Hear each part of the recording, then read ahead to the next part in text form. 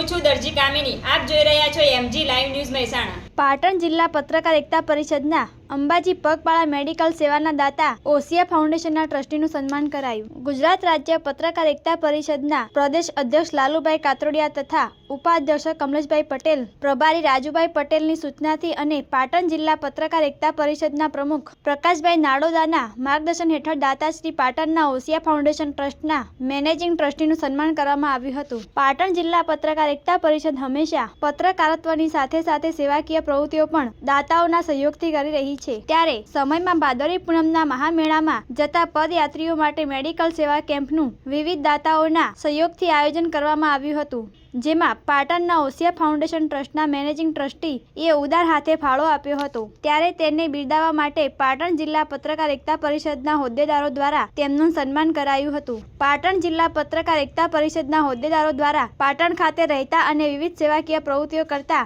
અને ઓસિયા ફાઉન્ડેશનના trust managing trustee કમલેશભાઈ મોદીનું શાલ ઓઢાડી શિલ્ડ આપી સન્માન કરવામાં આવ્યું હતું. ત્યારે કમલેશભાઈ મોદીએ પણ પાટણ જિલ્લા પત્રકાર એકતા પરિષદનો આભાર વ્યક્ત કર્યો હતો. અત્રે નોંધનીય છે કે પાટણની અંદર રહેતા ઓસિયા ફાઉન્ડેશન ટ્રસ્ટના મેનેજિંગ ટ્રસ્ટી કમલેશભાઈ મોદી દ્વારા તાજેતરમાં જ પાટણની અંદર પોતાના સ્વખર્ચે શવવાહિની ભેટ આપી છે, જે આજે પણ કેટલાય લોકોને અંતિમ યાત્રામાં મદદરૂપ સેવા બની છે. તદ ઉપરાંત વિવિધ સેવાકીય પ્રવૃત્તિઓ પણ હજુ સુધી કરી માનવતાનું ઉદાહરણ પૂરું પાડી રહ્યા છે. રિપોર્ટર ચેતન પટેલ, મહેસાણા.